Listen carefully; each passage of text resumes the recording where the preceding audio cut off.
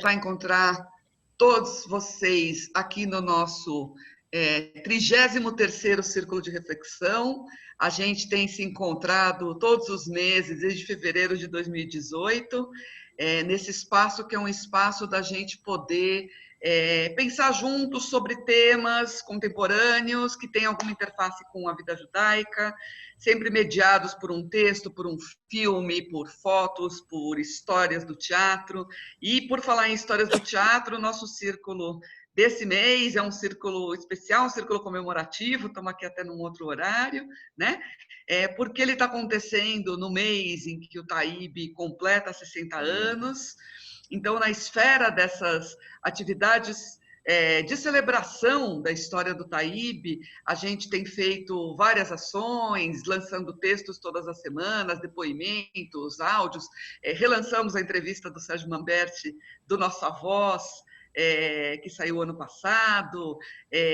Semana passada saiu um texto meu também sobre a história do teatro Yiddish, e nós entendemos que seria muito querido que a gente tivesse o nosso círculo de reflexão associado a essas celebrações dos 60 anos do Taíbe, para o qual nós, nesse momento, estamos aí extremamente empenhados na retomada de uma atividade que possa ser mais intensa, que possa ser com qualidade, desse teatro que é tão representativo e tem um papel aí tão importante na história da Casa do Povo e na história de São Paulo.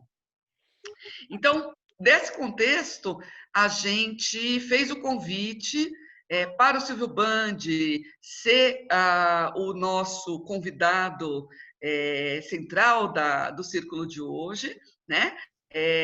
Silvio nos contou que ele tem aí alguns planos, né, da sua fala e do como compor isso. Temos aqui a Algueta, que é também uma participante histórica do teatro e que também está participando desse depoimento. E temos aqui com a gente também o Sérgio Mamberti, que compõe também esse cenário todo, como eu falei, né, a entrevista que foi publicada novamente, e também vai participar dessa conversa com o Silvio. Uma honra ter você com a gente aqui também, Sérgio. Então, Lilian, eu estreiei profissionalmente no Teatro Taíbe em 1962, junto com o Felipe Wagner, produção da Ruth Escobar, com a Dina Sfat e meu irmão, o Cláudio. Ai, que coisa bonita. Antiga na América, é isso? Antigo na América. Antiga na América. Então, eu aproveito e faço um jabá. Eu não sei se vocês leram o texto que a gente publicou semana passada, um artigo que eu escrevi sobre do teatro Yiddish ao Taíbe, e eu menciono Antiga na América, porque tem aí um episódio de censura, a última parte, então tem uma parte aí que eu cheguei a mencionar. Então, enfim, acho que são histórias importantíssimas que acho que a gente vem recuperando e que nesse momento é fundamental. Acho que está sendo muito importante para a gente saber mais sobre a história do Taíbe e procurar essas fotos e procurar esses textos e nos inspirar nesse passado tão rico e importante para a gente ir ganhando essas energias de reconstituição desse teatro importante em si e importante nesse momento histórico que a gente está vivendo, né? Então, passo a palavra para o Silvio Bandi. A gente aqui no Círculo tem uma prática que quem vai falar rapidamente também se apresenta, e aí a gente, como todas as vezes, faz essa fala entre 30 e 40 minutos, e depois a gente abre para perguntas, comentários e participação do grupo todo. Vou pedir para todo mundo deixar o seu microfone fechado. Se alguém tiver em movimento, viajando, alguma coisa assim, quiser deixar a câmera fechada também, não é ruim, tá bom? Que assim a gente economiza a banda do Zoom e consegue se escutar melhor. Desligar o nosso microfone? Silvio, então eu estou com você. Estava vendo aí quem é que está participando. Puxa vida, quantos amigos. Não, do daqui, mandou desligar. Bom, Mais, não sei. pessoal, boa tarde. Em primeiro lugar, mais obrigação é cumprimentar esse pessoal jovem, são todos jovens que estão aí segurando a tocha da Casa do Povo. Isso é muito importante.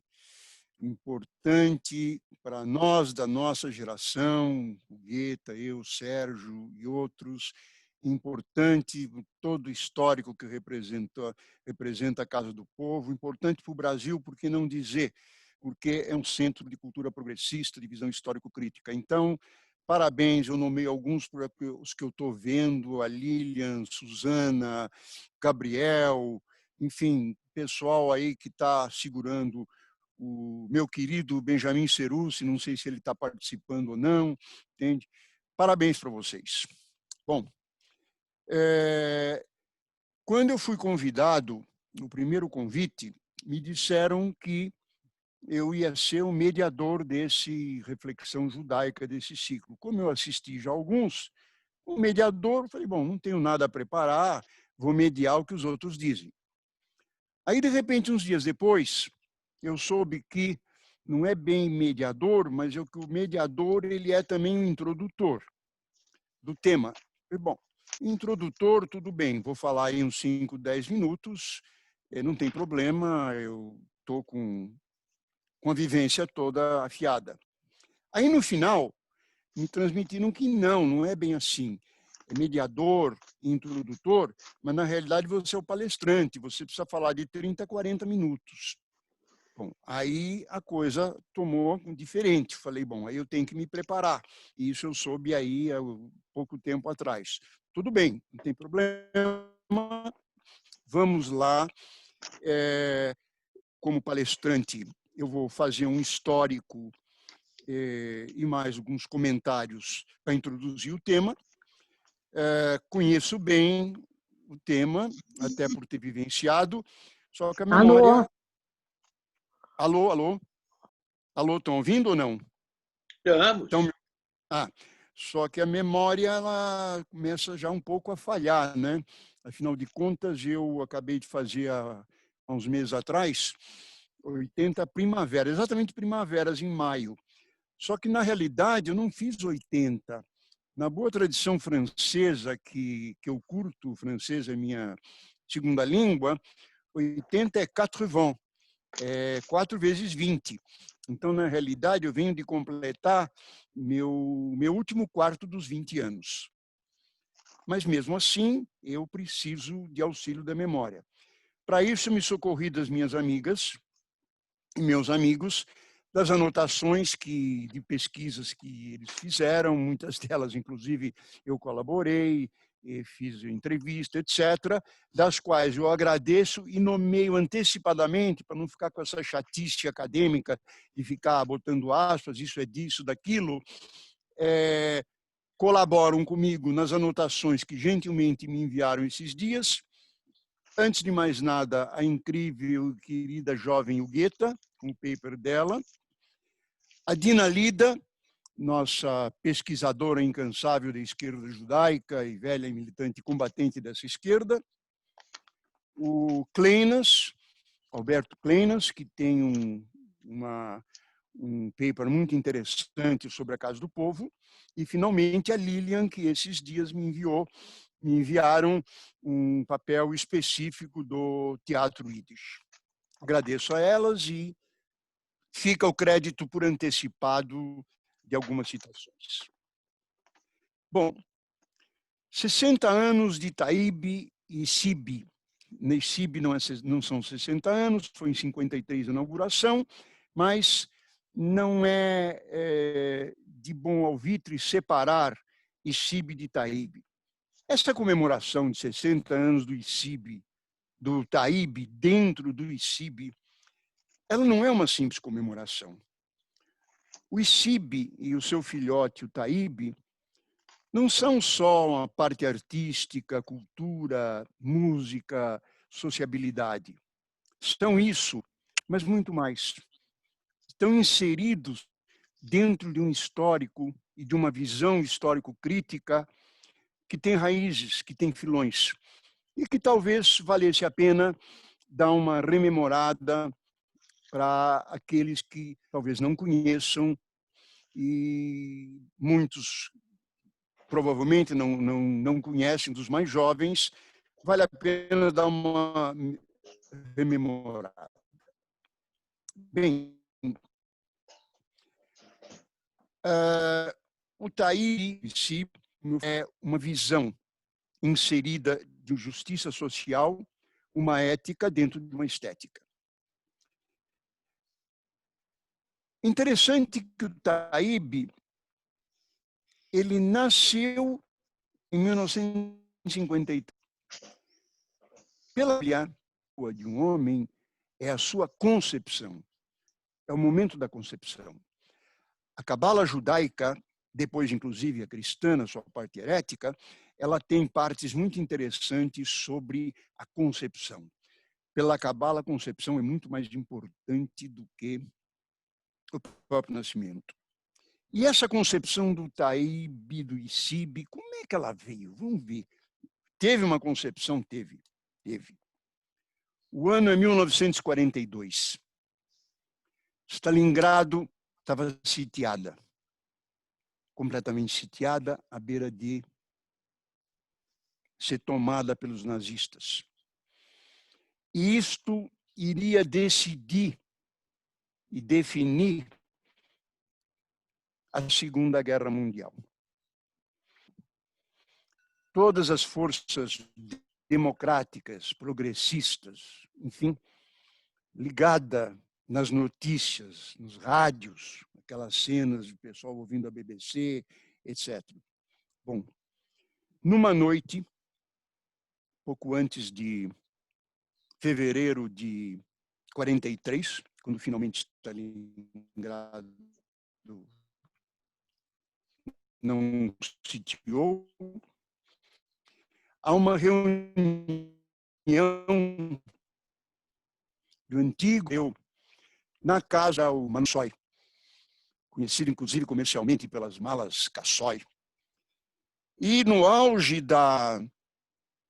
das notícias, Stalingrado cai, não cai, cai, não cai, resiste, não resiste, uma resistência heróica, como a gente sabe, o Cassoy faz uma promessa nessa reunião de militantes do ICUF. Nós vamos ver o que é o ICUF. Se Stalingrado não cair, se o exército nazista, portanto, for derrotado nessa batalha e for para trás, o que era crucial para a história da humanidade naquela época, eu, em homenagem e como celebração, eu financio, vou construir uma Volkshaus, uma casa do povo, Volkshaus em Yiddish. E assim foi. Stalingrado heroicamente resistiu, não houve a invasão e assim foi concebida a Casa do Povo. Como vocês veem, uma responsabilidade, um simbolismo, a inserção histórica foi muito importante. Bom, a Casa do Povo e o Taíbe, seu filhote, e, de certa maneira, o Taíbe também anteriormente, porque tem o estudo da Casa do Povo anterior, com várias organizações que pressupunham sempre teatro. Veio, não vou entrar em muitos detalhes do Cultura e Progresso, do Jugendclub, enfim, e os judeus progressistas. Afinal, se fala tanto judeus progressistas. O que são esses judeus progressistas? O que é o judaísmo progressista? Inclusive, me estendo um pouco isso, não muito, porque eu convidei uma série de não-judeus, mas que acompanham sempre com interesse as coisas judaicas, internacionais, etc. Bom, o que é o judaísmo progressista? Eu vou fazer uma pequena moldura histórica e me socorrer de algumas anotações, das quais eu pude modestamente também na época colaborar, da nossa querida Dina Lida, na qual eu também homenageio como uma veterana militante das causas progressistas, humanitárias, de justiça social, até hoje, em que pese seu estado físico precário, de doenças e de cegueira. minha homenagem a essa incansável batalhadora, essa formiguinha do progressismo brasileiro, internacional, porque ela é internacional, né? Ela mesmo cega, ela vai para cima, para baixo, pega avião, pega isso e aquilo, e está sempre aí. E das causas do progressismo judaico. Bom,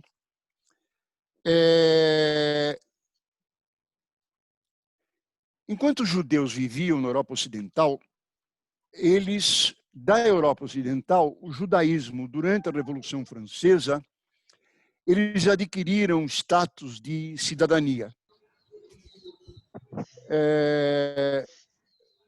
Foram reconhecidos como cidadãos, inclusive interferiu muito uma passagem que Napoleão, precursor da Revolução Francesa como precursor, e que deu Napoleão, que num primeiro momento significou os ideais libertários, o Napoleão ficou impressionado, aí vou contar uma historinha, eu vou rechear um pouco com historinha, sabe? O judeu tem que contar história, não tem que só fazer as coisas teóricas, tratados e pesados, né? Eu estou encarando isso, gente, como uma conversa, não é uma palestra, tá? Uma conversa ao pé do fogo que a gente vai trocar ideias, e eu, como sempre, me interessei aí por esses problemas, um dos meus objetos, tem historinhas para contar. Então, Napoleão, uma vez, ele estava em Paris, passando a cavalo, e ele viu na calçada um monte de velhos, homens, mulheres, jovens, chorando, calçada. Aí ele perguntou para o ajudante de ordens, o que é isso? O que é esse monte de gente aqui?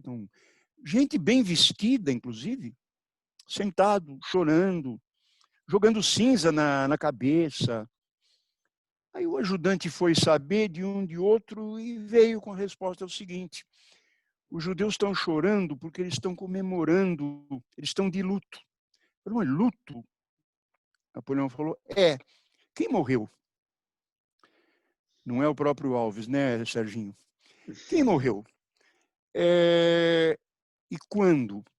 Não, eles estão comemorando a destruição do templo judaico que foi destruído há 2000 anos atrás. Aí o Napoleão, impressionado, disse, olha, um povo que tem essa memória, esse termo vai perpassar a nossa conversa aqui, tem essa memória de 2000 anos, esse povo é digno de respeito e merece uma atenção. E daí ele se debruçou sobre o problema judaico e ele foi, digamos, o predecessor, o precursor da abertura na Europa Ocidental. Mas o que acontecia? Os judeus não estavam só na Europa Ocidental. Em termos de Europa, as massas judaicas elas estavam residindo no Pale. O que era o Pale? Era uma região que era autorizada pelo Império Czarista para os judeus fixarem. Na realidade, não é que era autorizada, era uma espécie de grande gueto no qual os judeus tinham que ficar lá e não podiam sair. E continuavam, claro, sob o tacão da autocracia feudal. Na maioria, esses judeus viviam em pequenos teitos, quer dizer, cidadezinhas pequenas, rodeado por populações hostis, e tanto o império, quanto a igreja, quanto os poderosos do poder econômico, usavam como bode expiatório, nós conhecemos bem isto, para culpá-los pelos problemas socioeconômicos, étnicos e até sanitários. Vocês sabem muito bem que, inclusive, anteriormente, a grande peste da Idade Média, foi atribuída aos judeus.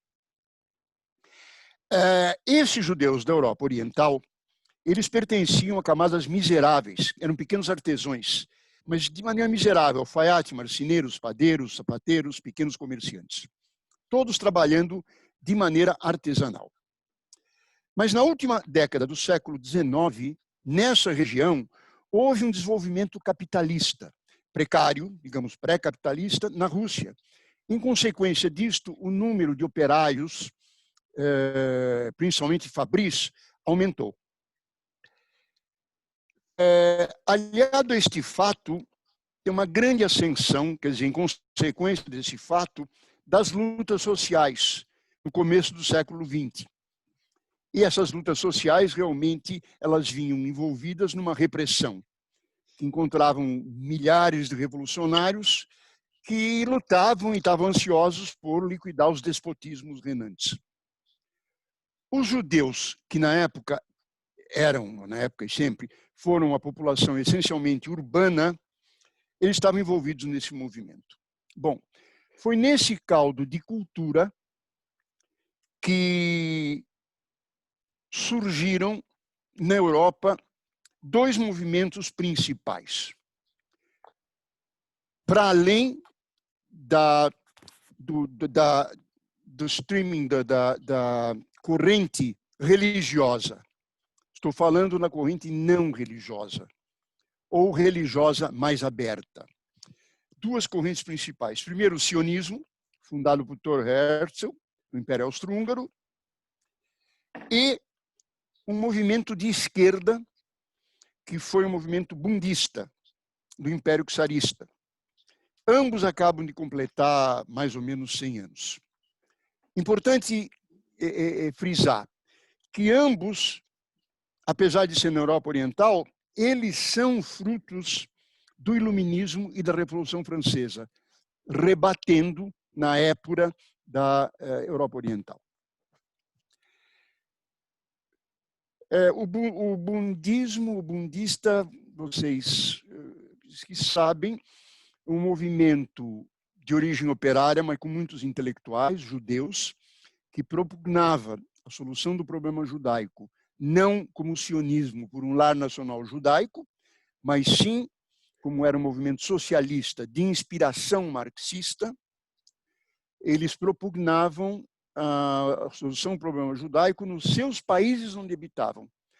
A solução do problema judaico viria com a solução do problema social dos seus países. Portanto, os operários judeus e os seus aderentes intelectuais deveriam lutar pelo socialismo e pela justiça social nos seus países. Mas, principalmente na parte judaica, mantendo a cultura e a autonomia cultural judaica, cujo fundamento era a língua Yiddish. Língua Yiddish é um capítulo, não é um componente, é um pilar fundamental de todo este movimento progressista e de tudo que veio, que nós estamos tratando, que é o ICIB, o TAIB, essa coisa toda da língua Yiddish. Não vou me estender muito pela língua Yiddish, porque isso daria uma outra palestra, mas é muito interessante. Bom,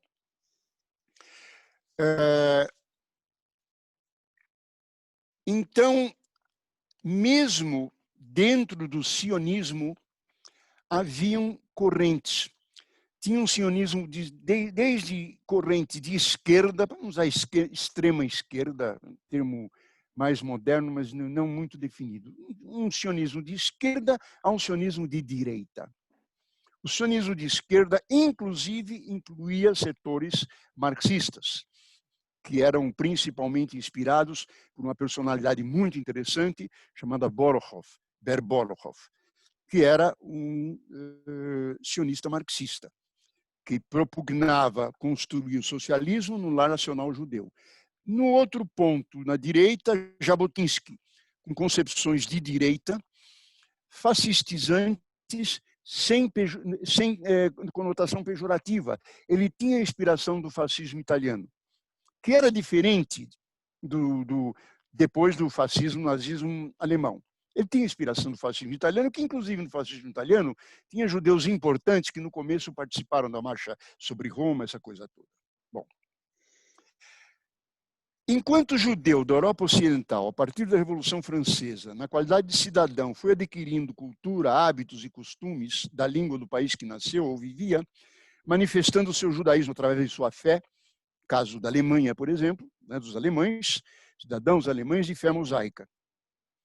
Aqueles que viviam sob o Império Czarista, Europa Oriental, eram cidadãos de segunda classe, que tinham direitos civis, políticos, sociais, econômicos restritos, na medida em que não era permitido uma série de coisas, posse de terra, certas profissões, inclusive restrições quanto à escolaridade, os famosos números clausus, números nulos, né? E isto até pouco tempo.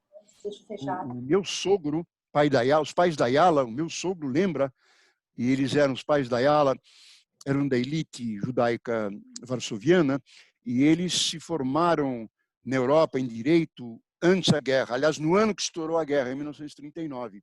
Os pais da Ayala ainda lembram que eram obrigados a assistir às aulas de pé no fundo, além de terem passado pelas restrições dos números clausus e números nulos. Números clausus era, tem um certo número, podia ter de judeus, mas não. Números nulos, não judeus. Esses fatos acabaram gerando um comportamento étnico muito particular, com hábitos e costumes próprios, mas, sobretudo, uma cultura específica que expressa inicialmente numa língua, que no começo era um jargão, mas que depois deixou de ser jargão. O Yiddish não é jargão e não é dialeto. Pelo contrário, como eu sou fanático yiddishista, como vocês sabem, eu sempre tenho que defender aí a minha parcela. O Yiddish no século XI, e o Goethe sabe tão bem ou melhor do que eu, o Yiddish no século XI já estava se consolidando como uma língua quando o alemão estava engatinhando ainda o Hochdeutsch. Os primeiros indícios e informações sobre o Yiddish é do século XI, já estava. E ele se desenvolveu, partiu do Yiddish, partiu do alemão, mas se desenvolveu separado, inclusive com a lexo, sintaxe, só um vocabulário que é o mesmo. E é interessante que hoje em dia, germanistas, os filólogos germanistas, não judeus, germanistas, filólogos, eles hoje, à semelhança do que os filólogos portugueses, aí ela está me controlando aí os minutos, então tem que correr. A semelhança do que os filólogos portugueses foram buscar o português manuelino do século XV, XVI, no interior do Brasil, onde ainda se fala a palavra cremoso, os germanistas, filólogos germanistas, foram buscar no Yiddish o Hochdeutsch. Bom, esse terror que imperava no Império Czarista, ao mesmo tempo com restrições econômicas, com perseguição política, fez surgir grandes levas de imigrantes que passavam a dirigir aos Estados Unidos e à Palestina. No final da Primeira Guerra, após a Revolução Bolchevique, a coisa se tornou mais complexa. Houve uma política de perseguição às minorias étnicas, em particular aos judeus. E curioso que, poucos dias após a tomada do Palácio de Inverno pelos bolcheviques, na Revolução Soviética, que foi importante, houve a Declaração Balfour, que prometia um lar nacional judeu na Palestina. Bom.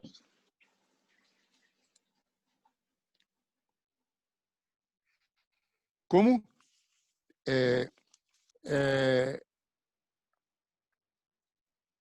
essa imigração, pela situação econômica, perseguição e condições gerais, os judeus de esquerda, em todas as suas vertentes, e eram muitas, quer dizer, na época, já então, depois da Revolução Soviética, tinha comunista, então tinha sionista de esquerda, eles vieram pela imigração e trouxeram para cá os ideais de justiça social. Eles se tornaram militantes, alguns mais inseridos na problemática de justiça social dos países, independente da questão judaica. Outros inseridos na justiça social, pela luta nos países, mas, ao mesmo tempo, mantendo as tradições culturais judaicas progressistas que trouxeram da Europa. Então, uma parte se inseriu nas lutas gerais dos povos da América Latina E a maioria chegou para cá repetindo, reproduzindo, por conta dos seus ideais, as organizações, as instituições culturais, teatro, música, poesia. Dificilmente, aliás, não havia grupos, inclusive já na Europa era isso, grupos de esquerda progressistas, sejam sionistas, socialistas, budistas, comunistas, que não tinham o seu Drumkreis, que não tinham o seu teatro, que não tinham o seu coral. Bom, eles se tornaram, digamos, profissionalmente, a maior parte, a função de mascates. Na Argentina, Cuentenica, aqui Klientelchik, que iam para os lugares pobres para vender a prazo. E isto é pouco ressaltado. Isso teve uma importância social muito importante, inclusive econômica. Não havia compras a crédito naquela época. Citando a Dina Lida, que agora foram observações minhas e outros, mas agora a citação. Seria interessante resgatar a função social desses mascates, porque vendiam mercadorias a um pessoal que pela primeira vez na vida tinha acesso ao crédito. E, por outro lado, nas suas andanças, esses mascates observavam as condições miseráveis em que vivia o povo, o que ajudava em sua conscientização política. E aí observo eu, muitos deles, inclusive, que escreviam, tinham vocação literária, escreveram sobre as condições de dificuldades, de miséria, etc., aonde eles encontraram. O Merkutinski tem contos em que ele escreve muito isso. Mas havia uma inserção operária expressiva, sobretudo nos sindicatos dos alfaiates, marceneiros, gráficos, onde inclusive havia bibliotecas e publicações em Yiddish. Embora não tenham inserção entre portuários e ferroviários, categorias fortes na época, trabalhavam na indústria metalúrgica, etc. Bom, então, eram os Klientelchik. Claro que eles sofreram repressão e se tornaram um número muito expressivo nos partidos de esquerda, nos partidos revolucionários, Partido Socialista, Partido Comunista, principalmente, anarquista, etc. A grande quantidade de fichas de comunistas que eram dados como tal, porque pensavam diferente, judeus no arquivo do DOPS, certamente ela expressa uma percentagem muito maior do que os judeus no país, e testemunha esse fato. Bom,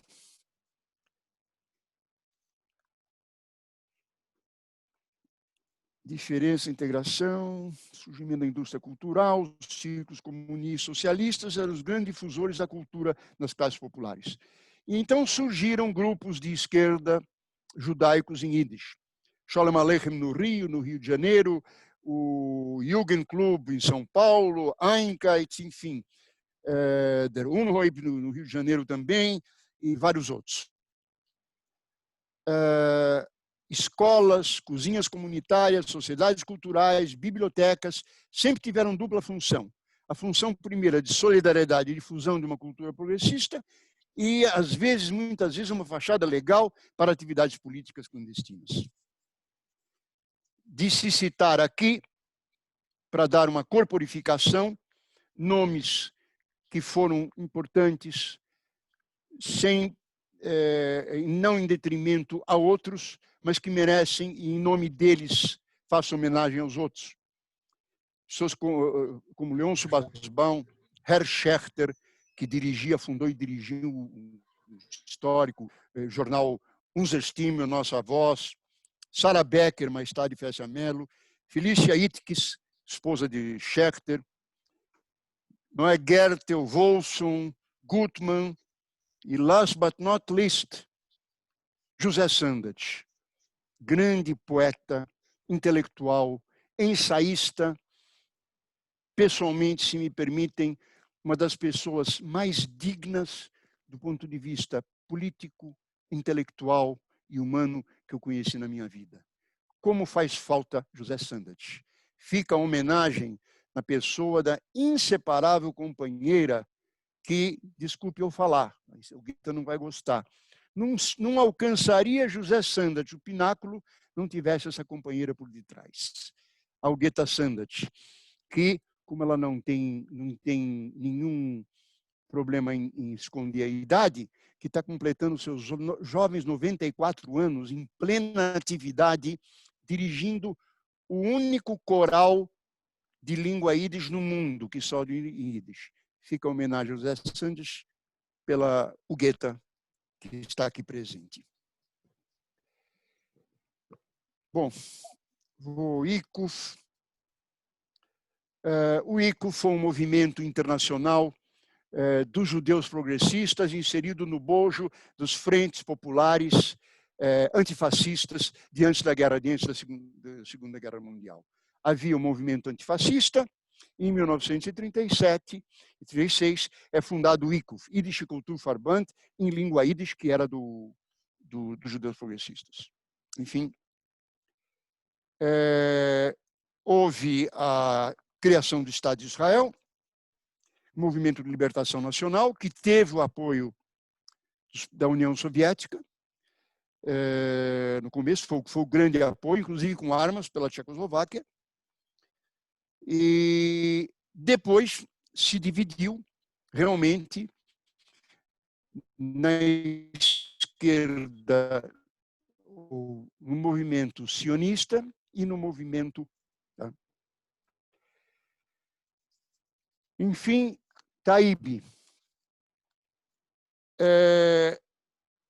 O teatro de arte israelita brasileiro, ele, na realidade, ele foi o segmento de uma série de grupos teatrais que vinham desde a década de 20, aliás, antes até 10, não como grupo, mas como manifestações teatrais, em Yiddish, aqui em São Paulo.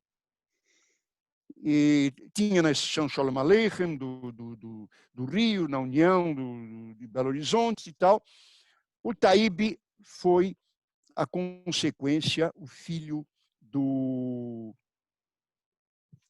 desse movimento progressista consubstanciado no Taíbe. Esqueci o nome,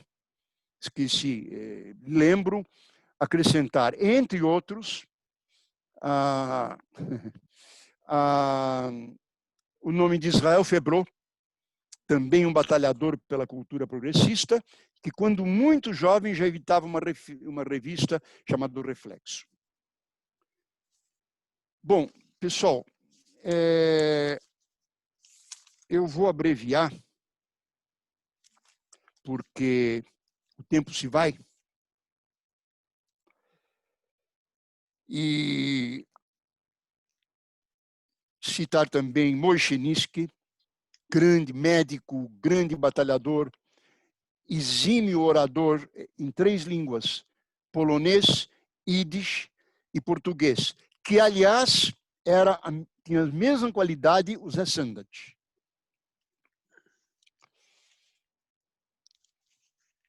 Bom,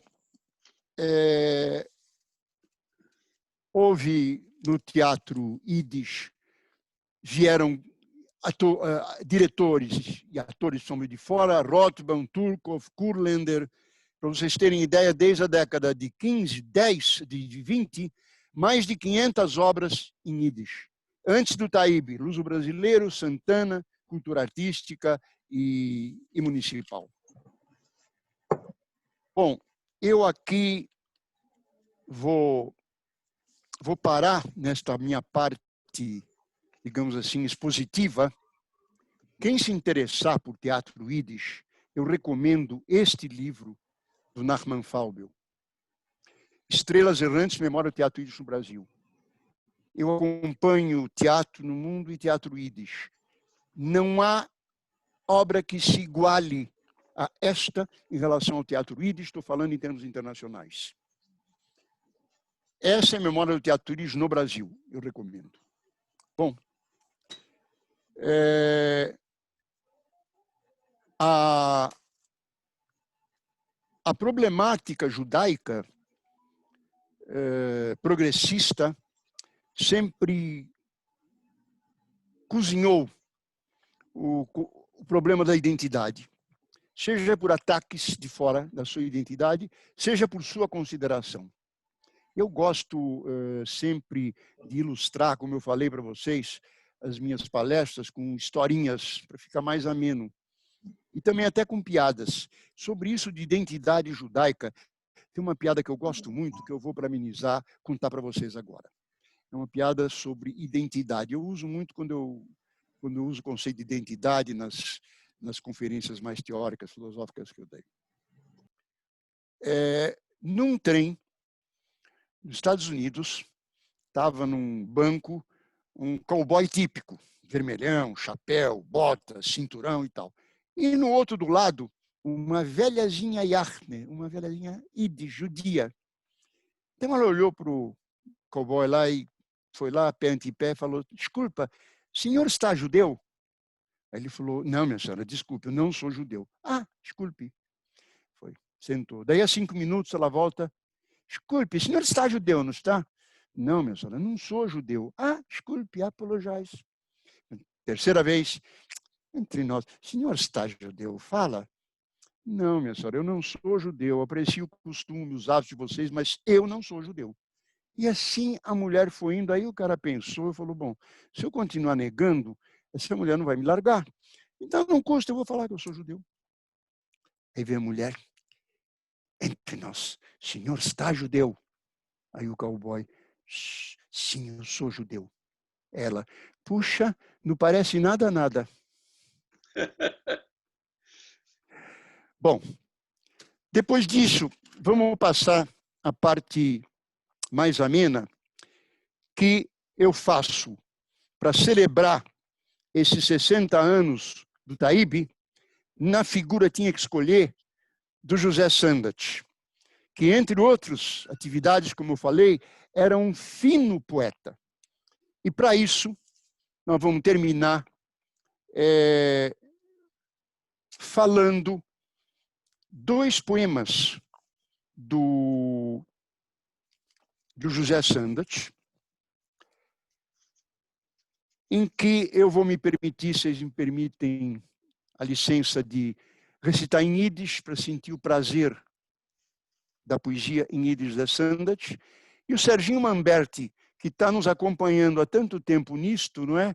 Já vamos fazer uma carreira nisso, né? Nós dois, Mambembá, aí pelo interior, com poesias em Yiddish, com a tradução declamada pelo Serginho Mamberti. Então, o Serginho vai começar declamando em português, para vocês entenderem, e eu vou falar em Yiddish. Primeiro, Serginho, Shvim Tashif, o navio Singra. O navio Singra. Tá ótimo.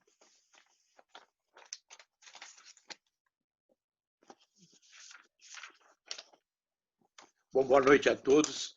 Eu sou Sérgio Mamberti, não é a primeira vez que eu tenho o prazer e a honra de estar falando aqui e dizendo os poemas do Sandat, nessa companhia que eu tenho feito, nessa parceria com o Silvio e com a Algueta, né? Prazer enorme, uma honra realmente. Eu comecei a minha vida aí no Teatro Taíbe também, frequentei o Teatro Taíbe, continuo frequentando a Casa do Povo, sou grande amigo do Benjamin Cerussi, e certamente a Casa do Povo para mim é como se fosse a minha casa.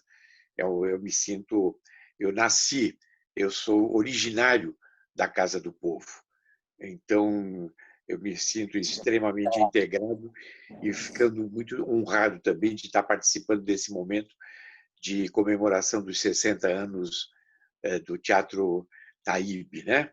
Eu espero Serginho, que em breve desculpe interromper, Serginho.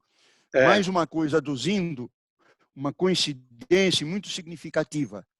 Está fazendo 60 anos também que eu e o Serginho éramos colegas da Escola de Arte Dramática. Certamente. Bom lembrar isso também nessa coincidência. Éramos colegas de teatro, né? E continuamos, né, como homens de teatro. Você partiu para outros... Eu não. Gorou outros mares, mas você está integrado no processo. Mas é um prazer. Vamos falar do navio Singra, então, que é esse navio que nos conduz pelo mar da vida, né? O navio Singra. O navio Singra, o mar da vida. O relógio marca hora após hora Milhões de marinheiros levam o navio e entre eles eu também estou. Pode o mar estar revolto, pode o vento estar violento, ninguém duvida. O navio atingirá o porto. O navio destruirá tudo que em seu caminho se interpuser. O navio alcançará o porto, cheio de alegria e cheio de canções. Chegará a um porto da vida cheio de sol e cheio de luz, cheio de felicidade e alegria para cada um, para cada povo, para cada classe. Navio singra o mar da vida. O relógio marca hora após hora e milhões de marinheiros levam o navio e entre eles eu também estou.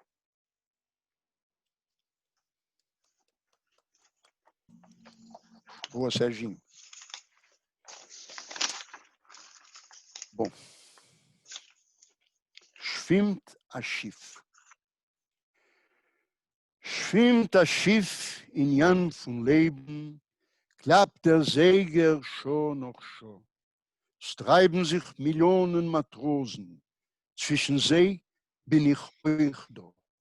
Mag der Jan sich wie es zu stürmen, mag der Wind wie groß es sein, es ist für keinem nicht kein Zweifel, es wird die Schiff zum Breg der gehen. Es wird die Schiff auf dem Wegenstern, aus wo Stern weht ihr Gang, es wird die Schiff zum Breg des Griechen, voll mit Freit, voll mit Gesang. Es Griechen zu Abreg vom Leben, voll mit Sonne und voll mit Licht, voll mit Glück und Freit für jeden Volk, für jeden Schicht. Schwimmt das Schiff in Jam von Leben, klappt der Seger schon noch schon. Streiben sie Millionen Matrosen, zwischen sie bin ich euch da.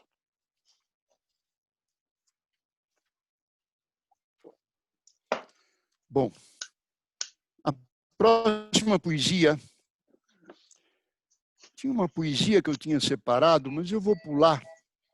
É uma poesia muito interessante, que chama-se Varsha, que o Sandach, a Guetta pode falar melhor, ele produziu num momento de muita depressão com a destruição e com a invasão de Varsóvia pelos nazistas. Mas essa, inclusive, é muito triste, vamos deixar para uma outra oportunidade. Eu vou a outra poesia do Sandach, que ele faz homenagem ao Sholem Aleichem, o grande escritor humorista judeu, autor do Toive de Milchiker, Tobias o Leiteiro, que deu a famosa Fiddler on the Roof. Então, essa poesia chama-se Estou Rindo. Estou rindo. Estou rindo. Ele me ensinou a rir. Ele me incluiu que rir. Ele me incutiu que rir é saudável. Eu sei. Eu sinto que mundos mortos desmoronaram, desmoronam. Sempre levo meu riso ao encontro do vento tempestuoso. Estou rindo. Estou rindo. Desculpe. Está entrando aqui um minutinho só. Não posso atender agora. Desculpe, Silvio. É que estão me tocando o telefone aqui, estão batendo aqui na porta de casa. Um minutinho só.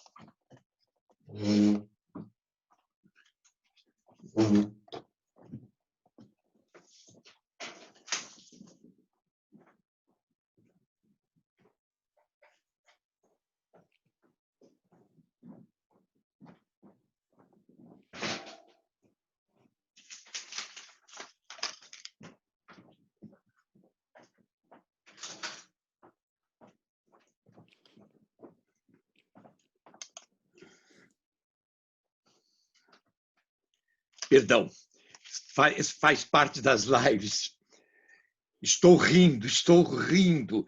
Ele me ensinou a rir. Ele mandava rir mesmo quando a lágrima sufoca.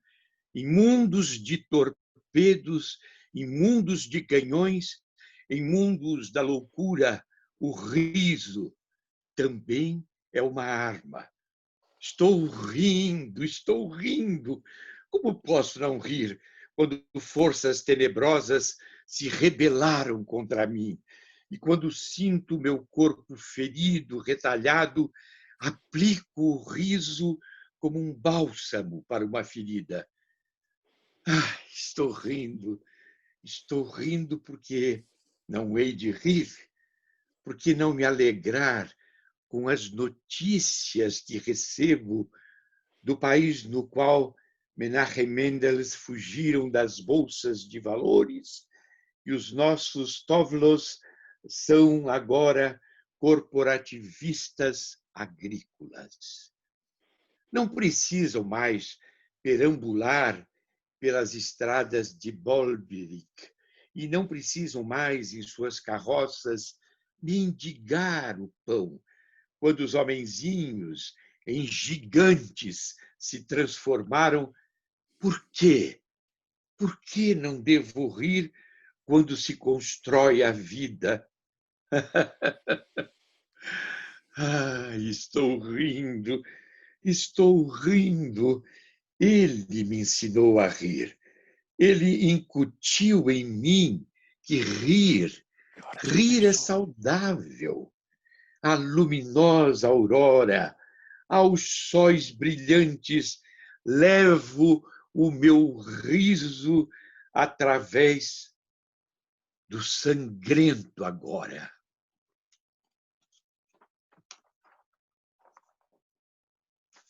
Nossa, que lindo. Emocionante. Bom, em Yiddish.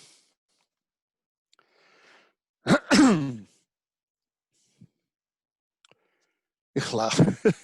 Ich lach. Hat gelernt, mir lachen. Hat mir reingeknackt, das Lachen ist gesund. Ich weiß, ich fehl wie teute Welten krachen, trage ich das Gelernte meins Ant gegen sturen Wind. Ich lach. Ich lach. Hat gelernt, mir lachen. Hat gehelfen lachen, wenn vieles stickt a Träer, Welten von Torpeden, Welten von Harmaten, in Welten von Schägen ist Gelehrte euch gewährt. Ich lach. Ich lach. Wie kann ich nicht lachen? Wenn so Keuches Martike gemacht auf mir abund, und wenn ich fühl's wird mein wundig Leben gestritten, lege ich das Gelächte zu, wie ein Balsam zu einer Wund. Ich lach. Ich lach. Wo soll ich nicht lachen? Wo soll ich nicht freuen sich mit Grüßen Verständlichkeit? Vom Land wie Menachem Mendels, seine vom Berzer zu folgen und seine Teuvis unsere Kolwitnikes erzint. Sie darf mir nicht schleppen sich auf bäuberige Wegen und darf nicht mit Fugen Skappe ausbelten kein Bräut. Wenn's haben kleine Menschlich, sie sich der Häuben, wo soll ich nicht lachen, wenn das Leben wird gebot? Ich lach, ich lach. Hat gelernt, mir lachen. Hat mir reingeknallt, das Lachen ist gesund. Zum lichtigen Beginnen, zum blendigen Sonnen, trug ist das gelehrte Meins durch den blutigen Azint. Que lindo, Silvio. Bom, eu queria terminar da maneira que a gente terminava, sempre termina, uma comemoração muito tradicional, muito profunda, dos atos do ICIB e do TAIB. Sempre fizemos, foi uma organização que, desde o final da guerra, a que sempre manteve constantemente, sem alardes histriônicos ou megalônamos de clubes, a comemoração do gueto de Varsóvia. E nós fazíamos, lembra o Guetta, sempre com o movimento negro. Fomos os primeiros a levar, eu fui um dos que na época presidi este ato, um negro lá na mesa, que era o saudoso poeta Solano Trindade, fundador do Uruguai. E, ultimamente, inclusive, um armênio. Para contar uma história pitoresca, eu vou dizer o seguinte. No tempo que o Franco Montoro era presidente, convidamos o Franco Montoro, ele veio. Governador. Aí eu cheguei... Governador, desculpe, era governador. Convidamos o Franco Montoro, foi o primeiro governador eleito na democracia. Grande governador. Eu nunca deixei a minha pitada de molecagem, molequezinho até hoje, molecagem sadia. Falei, vamos fazer uma molecagem sadia com o Franco Montoro? Cheguei e falei, governador, seria muito interessante, nós vamos cantar no final uma música que é o hino dos partisanos da resistência judaica. Vamos cantar em Yiddish, vai ser lido antes em português. Se o senhor pudesse acompanhar, está aqui a letra. E dei para ele a letra. Ah, tá bom, eu gosto de cantar. Falei, o senhor gosta de cantar? Gosto, eu participei de coro na igreja quando eu era e tal. E o Franco Montoro cantou esta música, que agora eu vou colocar em gravação, mas antes dizer a letra para aqueles que não entendem. É o hino dos partisanos, que foi feito durante a Segunda Guerra Mundial, cuja autoria é em Yiddish e se tornou traduzido por todas as línguas civilizadas, principalmente dos que lutavam contra o nazismo, como hino. Eu vou primeiro dizer em português e depois vou colocar uma gravação muito boa da Hava Alberstein. Nunca diga que esta é sua última caminhada, apesar dos céus cinzentos esconderem dias luminosos. A hora tão ansiada certamente chegará. Nossos passos troarão, estamos aqui. Do país de verdes palmeiras até o longínquo país da neve, chegamos com nossa angústia e com nossa dor. E onde caiu uma gota de nosso sangue, brotará nossa coragem e nosso poder. O sol do amanhecer dourará nosso hoje, e o ontem desaparecerá juntamente com o inimigo. Mas de demorar o sol e a alvorada, que esta canção seja uma mensagem passada de geração em geração. Esta canção foi escrita com sangue, não com tinta. Não é uma cantiga de um pássaro em liberdade. Foi cantada por um povo entre paredes ruindo, foi cantada com armas na mão. Então nunca diga que esta é sua última caminhada. Apesar dos céus cinzentos esconderem dias luminosos, tão ansiada hora chegará. Entrei. Nossos passos troarão, estamos aqui. Vai ser cantado em Yiddish pela Hava Alberstein.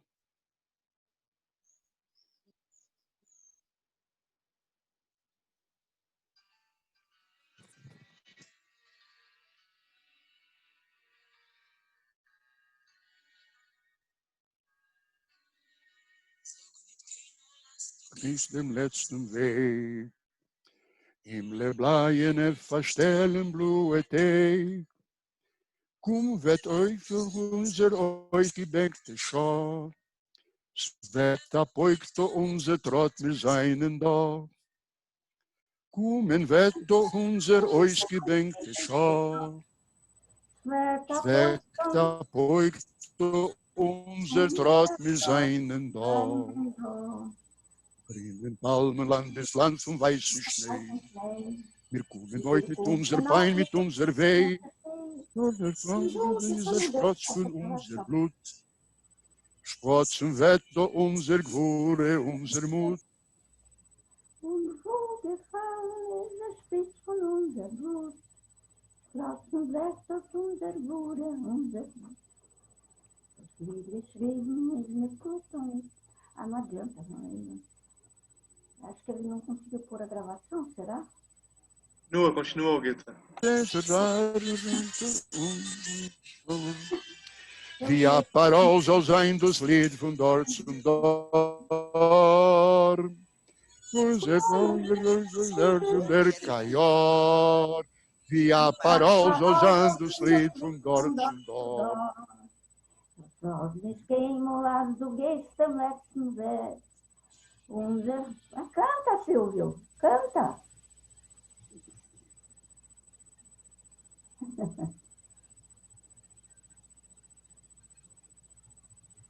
Ai. Unser Märchen.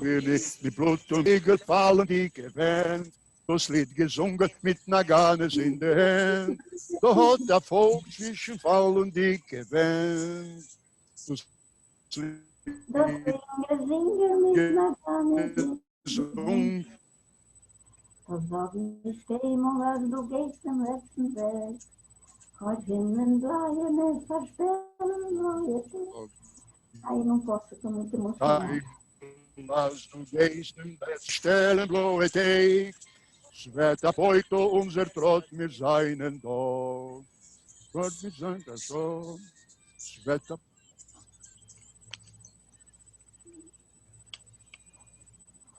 Não conseguiu entrar a gravação, não entrou a gravação. Ué, muito bom. Maravilhoso. Gente, muito obrigado. Muito, muito. Muito Desculpem emocionante. a arrastar que eu pude, e na realidade o que eu fiz foi uma conversa e na parte histórica um voo chagaliano do que foi e da onde começou nossa tradicional comemoração do gueto de Varsóvia.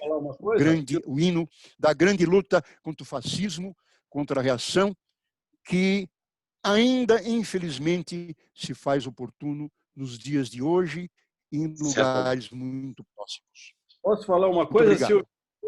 Posso falar uma coisa? Fala. Quem é que está falando? Wilton. Fala, Posso Wilton.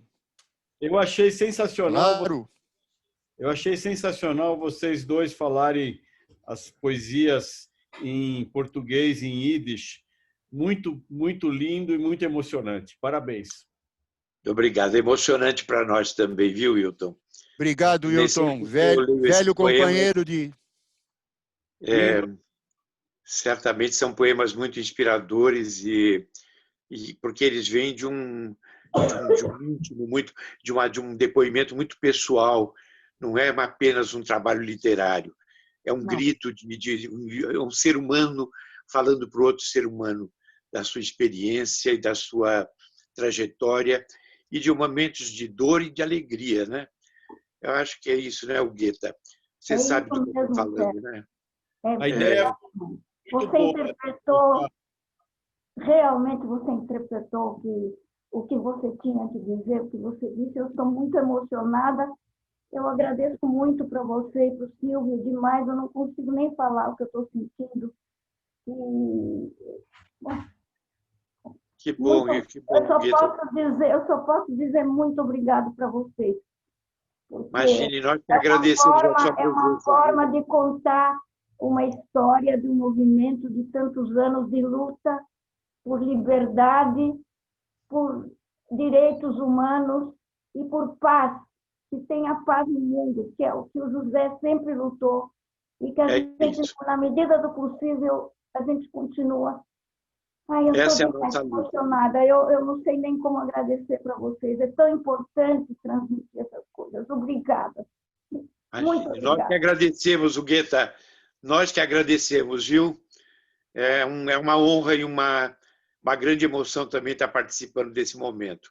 E eu queria deixar, eu vou ter que me ausentar porque eu tenho um compromisso agora em seguida, mas queria agradecer ao Silvio mais uma vez ter me convidado para participar desse momento, a Ayala, a estar em contato com todos vocês aqui, com todos que estão aqui na sala, mas os que estão nos participando dessa live, e dizer que é para se comemorar os 60 anos do Taíbe, da Casa do Povo, de toda essa história maravilhosa que o Silvio contou, que deu origem à Casa do Povo, e que certamente nesse momento que nós atravessamos, não só aqui, mas no mundo, é um momento não só de uma crise política terrível, mas também de uma crise sanitária, onde as pessoas também têm a sua vida ameaçada, é muito importante que a gente se reúna e a gente comemore a vida, né?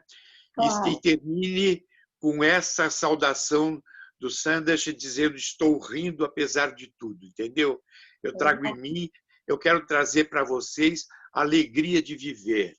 Essa é a grande mensagem que ele nos deixa nesse momento e que nos dá a confiança de que a gente vai estar num momento melhor logo mais, né? Com certeza, Sérgio, com certeza. É essa palavra de esperança que ele nos dá, viu, Guetta? Muito obrigado de ter me possibilitado que a gente esteja aqui hoje se reunindo. Silvio, um beijo no coração, um beijo a todos e certamente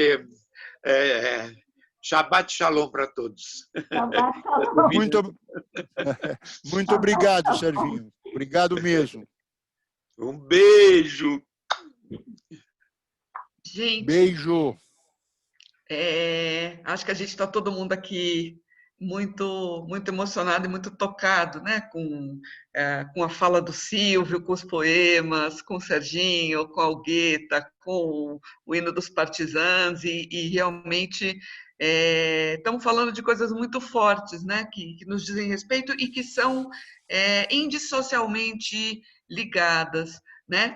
E eu acho que a gente tem um momento, enfim, muito querido e muito simbólico de comemoração. A gente muitas vezes comemora com alegria esses momentos do potencial, esse momento da criatividade, da liberdade, mas a gente para também para comemorar quando esse potencial está ameaçado, quando esse potencial pode correr o risco de não seguir sendo oferecido para todos nós, né? Então, eu acho que essa celebração é uma celebração de uma potência que tem uma história, que tem um lastro e que busca nessas energias realmente para a gente se inspirar para a continuidade dessas lutas, que são lutas permanentes, né? Acho que é uma coisa que a gente vai aprendendo, que é a luta que não termina nunca, né? E o teatro é parte dessa luta, a literatura é parte dessa luta, a poesia é parte dessa luta, a música é parte dessa luta. Então, nesse sentido, nada mais importante do que a gente celebrar a poesia, celebrar o teatro, celebrar a cultura como insumos para as nossas forças de resistência e para as nossas forças de disseminação desses valores de igualdade, de justiça, de melhoria das condições humanas, de paz, como diz muito, né, a Algueta, que a gente procure a luta pela paz em todos esses momentos, em todas essas possibilidades. Beijo, gente. Beijo, Serginho, muito obrigada por estar com a gente, que delícia. Pessoal, a gente avançou e, de verdade, normalmente a gente tem meia hora de perguntas, comentários, etc. A gente está com um momento um pouquinho mais curto hoje, a gente tem 15 minutos para comentários, para falas, e eu acho que a gente vai fazer uma rodadona aqui de algumas poucas pessoas que vão conseguir falar. Infelizmente, a gente não consegue, né, abrir muito, mas eu acho que a gente, enfim, com certeza vamos dar voz aí a alguns dos nossos participantes, né? Lilian. Diga, Guetta. Eu estou com o mesmo problema que o Sérgio Manberti. Também estou com horário, então eu quero agradecer muito ao Silvio, a você e a tudo. E vou pedir desculpas, mas também tenho que sair, que estou com horário numa outra live agora também. Foi maravilhoso. Você com a gente aqui, o Guetta. Foi maravilhoso estar com vocês. Eu nem tenho como dizer isso, porque foi muito, muito, muito fantástico ouvir o Silvio. Eu acho que ele está me ouvindo. Ouvir estou te ouvindo. Coisas que a gente vivenciou junto, coisas tão ricas da cultura, da história do nosso teatro, do Drão Kreis. E depois do tempo, estava lembrando hoje, você, Silvio, fazendo El Hanan no Dibuk e outras coisas e tais. Então, a Yashikoya, eu só posso falar em Yiddish, a Yashikoya para você.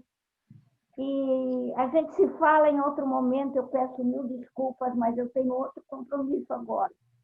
E a gente se fala e muito obrigada pelas palavras que você falou do José, do trabalho dele, do que ele significou para a cultura aqui e para nós todos. Um beijo enorme para você. Muito obrigada, Silvia. E a gente vai falando. Obrigado, merecidos. Muito obrigada, de coração. Obrigado, Gueta. Vamos lá, tinha visto Frida pedindo a palavra. É uma pergunta rápida. Estão me perguntando se dá para rever o programa depois e como. Fora isso, queria agradecer muito. Estou muito emocionada. A gente está fazendo a gravação, e a gravação desses círculos, desses que a gente tem feito online, a gente tem conseguido colocar, até com uma certa rapidez, num canal que a gente criou, que é um canal de divulgação do círculo. Imagino que a gente tem o link para colocar aqui já no... Aqui no chat já. No chat, é o link do canal. Essa gravação ainda não está, mas ela é simples a gente colocar nos próximos dias. Tá, obrigada, era isso. Se perderem o link, pesquisem Círculo de Reflexão Judaísmo Contemporâneo no YouTube e vai cair na hora. Tá, obrigada. Eu queria...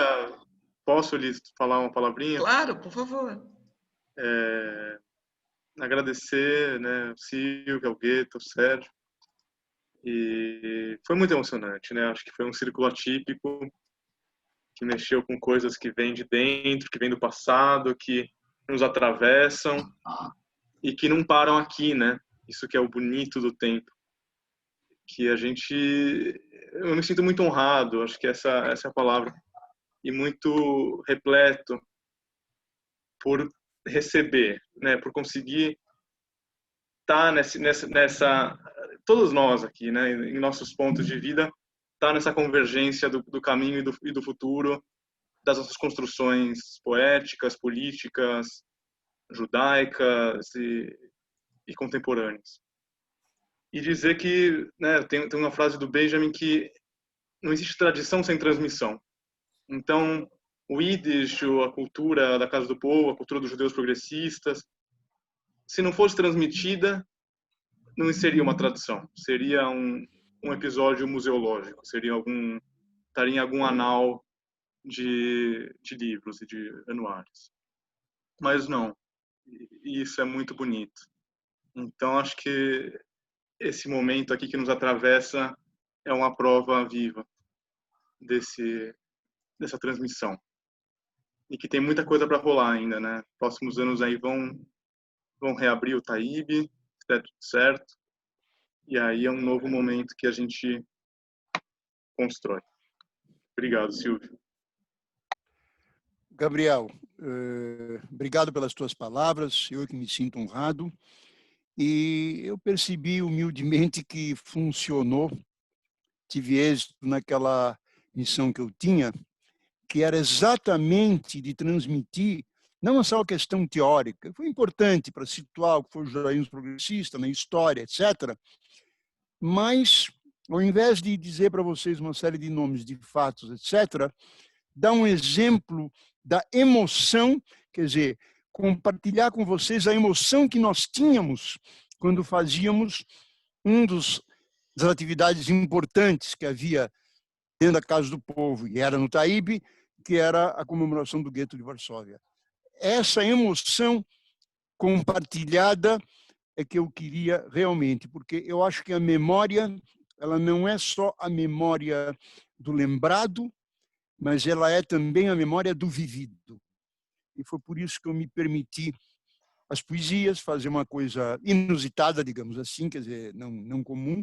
Eu gosto de fazer coisas não comuns, vocês me conhecem, quem já assistiu palestras minhas, mas também a parte emocional e artística, que é como se fosse uma recuperação daquilo que a gente sentia. Compartilhamos com vocês, o Gueta, eu, ajudado pelo Serginho, aquilo que nós sentíamos e que vocês agora, que bacana, vocês sentiram e se emocionaram. Eu queria aproveitar para dizer que nesse momento que a gente está fazendo tantas coisas que têm um caráter comemorativo, a gente está trabalhando também para reunir materiais do Taíbe, né? Sejam histórias, sejam memórias, sejam coisas que as pessoas queiram contar, de coisas que assistiram, ou gente que atuou, mesmo também imagens, programas, né? Então, as pessoas que tiverem, ou as pessoas que quiserem dar depoimento, acho que é bem importante a gente dizer que nós estamos aí, né? O pessoal da equipe da Casa do Povo está recebendo isso por e-mail, por WhatsApp, indo na casa das pessoas, se for o caso, né? De recuperar esse material para a gente poder colocar no nosso acervo. É um momento muito forte da gente poder fazer uma grande ampliação dessa documentação, que também fortalece esse nosso trabalho aí de olhar de outras maneiras para essa história toda e nos potencializar com essa emoção toda que a gente está vendo aqui dessa vivência, né, do Silvio e, enfim, com a participação do Sérgio Dalgueta, trazendo para esse coletivo. Pessoal, eu vi que tem 2 pessoas com a mão levantada. Eu queria saber se tem mais alguém que gostaria de fazer uma última fala, porque a gente está chegando aí às 5h30, né, que era o horário limite. E, enfim, queria confirmar com vocês, Hilton e Sandra, se vão falar. E saber se tem mais alguém, pode me escrever por chat enquanto eles estiverem falando. Eu acho que a Sandra levantou a mão primeiro. Se você quiser, Sandra, começar. Senão, Oi, boa noite. Boa noite. Oi, Sandra, estão te ouvindo. Olha, eu gostaria de me apresentar e primeiro dar os parabéns.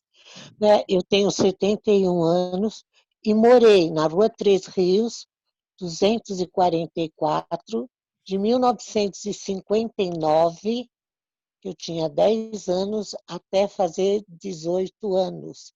E era colado ao Taíbe. Eu não sou judia, né? Mas morei no bairro muitos anos. E eu queria parabenizá-los e dizer que eu passei grande parte da infância em vários programas no Taíbe. Me sensibiliza muito. E na época da repressão, a minha casa ajudou muito, porque nós morávamos colados. E isso daí é uma coisa que me faz assim muito bem relembrar toda a minha infância, né, da cultura rica que eu convivi todos os anos no Bom Retiro. Tá? Parabéns a vocês. Obrigada, Sandra. Se você tiver alguma informação, como a Lilian estava contando, né, que a Casa do Povo está buscando informações sobre o Taíbe, então, se você tiver alguma informação para compartilhar, eu vou te deixar meu contato por mensagem, você me escreve, tá bom? Tá, muito obrigada. Obrigada a você. Hilton, se quiser seguir com a palavra. Oi, tudo bem? Bom, só uma observação, Silvio, você que é um idishista, né? A gente sabe que o Yiddish hoje ele está sendo usado mais pelo pessoal ortodoxo, principalmente pelo Beit Chabad, vamos dizer, pelas correntes ultra-ortodoxas.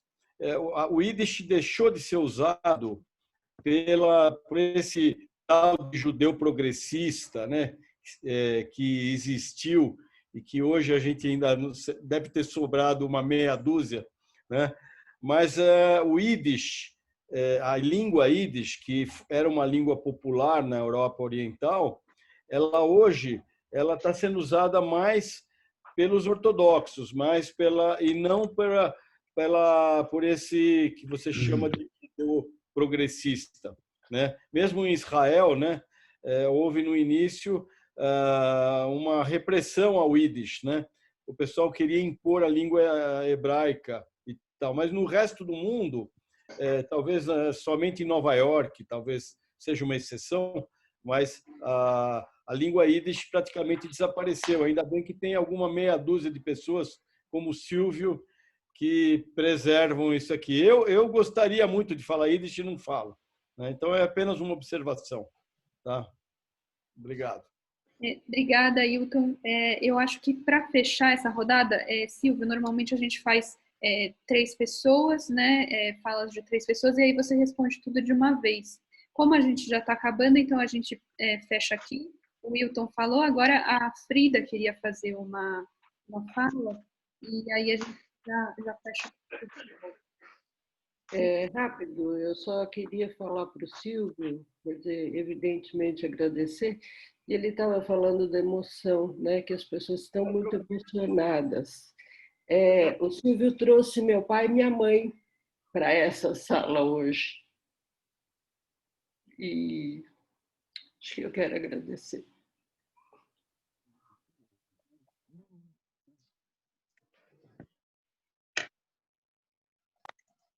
Eu acho que o Mário também queria falar, Su. Acho que dá tempo. Vocês estão me ouvindo?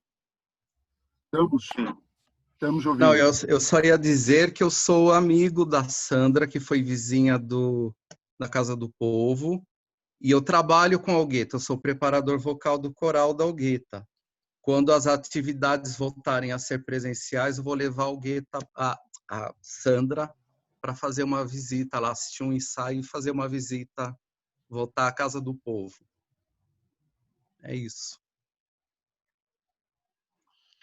Gente, que bacana. Eu estou aqui muito feliz de ver, né, que nós estamos, os habituês do círculo, várias pessoas que estão aqui pelo Taíbe, várias pessoas que eu estou vendo aqui que são históricos presentes da história da Casa do Povo ao longo do tempo, presentes na história do Taíbe ao longo do tempo, pessoas que tiveram esposos, pais, enfim, vidas variadas ao redor, né, da produção cultural e da vida social e política da Casa do Povo, pessoas que estão do contemporâneo na Casa do Povo, né, do coral, dos grupos variados, dos coletivos que estão na Casa do Povo, evidentemente do próprio círculo, né, e isso para a gente é um motivo de alegria, porque acho que quando o Silvio falava no começo, né, dessa nossa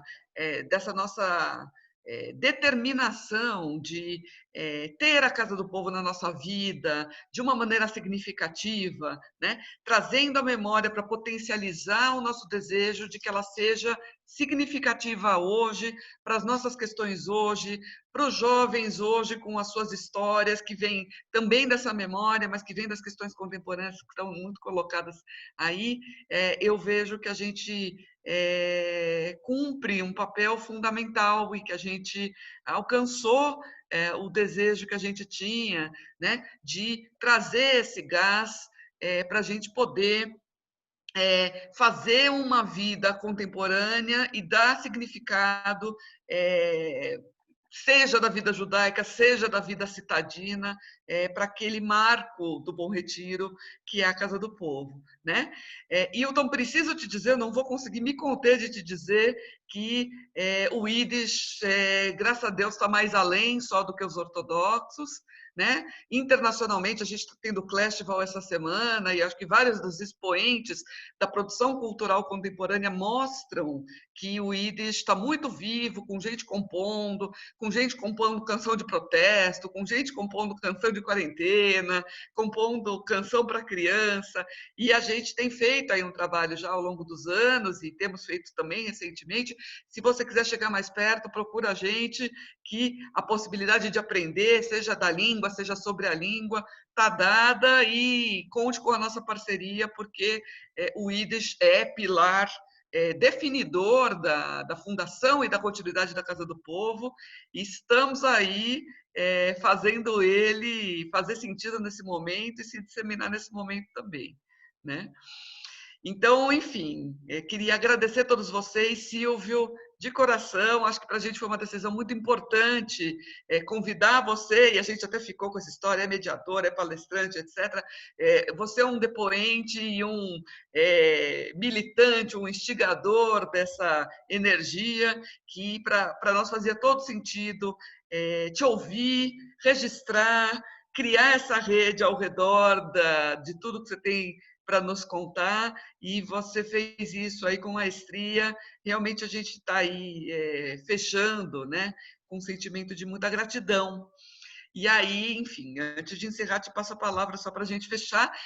Preciso dizer a todos que quiserem, está anunciado já o jantar anual da Casa do Povo, que é um evento de arrecadação que a gente tem feito nos últimos 5 anos. Esse ano ele está marcado para o dia 17 de novembro. A gente vai contar com a participação da Fernanda Montenegro. Então, quem quiser estar com a gente, puder aderir, também mais informações é fácil da gente passar. Uma noite de celebração ao redor do teatro, ao redor da cultura, ao redor do Taíbe. 17 de novembro, marquem na agenda de vocês. Vai ser um prazer quem puder estar com a gente, puder contribuir. É sempre um momento muito querido e muito forte também de mobilização. Então, passo a palavra para o Silvio para ele poder fechar e a gente encerrar. Lilian e todos os outros. Lilian, quem tem que agradecer sou eu. E agradecer por muitas coisas, não só por me convidar para eu bater esse papo aqui com vocês e transmitir algumas coisas das minhas vivências, mas principalmente, Lilian, por você e pessoas homólogas a você existirem, estarem segurando a tocha, a peteca. Enquanto pessoas como você e todo o pessoal aí, que inclusive a Casa do Povo e o IDES e a coisa toda é tão emocional que varre até os que não estão nem aí na língua IDES, mas que se agregam, como nosso meu querido amigo Benjamin Serrucci, né? Eu chamo ele de o sefaradi idishista. Realmente é muito importante. Ele diz, né? Hein? Ele é afro-ashkenazi. Afro-ashkenazi, ai, que máximo. Boa, eu tinha esquecido, é isso mesmo, afro-ashkenazi. Bom, é ótimo. Lília, muito obrigado por você e todos vocês aí, Suzana, Gabriel e todos os outros que estão aí. E quero fazer coro com você. Obrigado por essa observação. O meu querido e velho amigo Wilton Barlac me diz: não morreu. Pelo contrário.